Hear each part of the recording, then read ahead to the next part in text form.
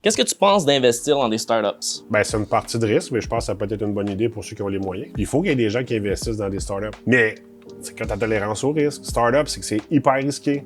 Ça le dit, startup, ça commence. Tu peux frapper un grand chelem comme tu peux tout perdre. C'est faut que tu répartisses ton risque. C'est tout le temps ça. C'est la répartition puis la diversification de ton portefeuille qui fait que tu tiens la route à long terme. Mais il y en a des cogneurs puis qui réussissent à cogner aux bonnes places. Mais demandez tout aux bons cogneurs, ils l'échappent souvent. T'sais, regardez, là, les meilleurs cogneurs qu'on connaît au baseball, là, ben, ils manquent la majorité de leurs tirs, pareil, des lancers qui essaient de frapper. C'est la même chose à la bourse. Puis une startup, c'est hyper endetté généralement, beaucoup de capital action, beaucoup de monde croit au projet. Puis au début, il n'y a pas de profit, il n'y a rien. L'idée est juste malade, tout le monde y croit. Puis de manière, whoop, le danger, crise économique, le financement arrête avant que ça aille monter. C'est fini, ça n'existe plus. Amazon a été une startup. Amazon, ça y a pris plusieurs années avant de sortir des profits.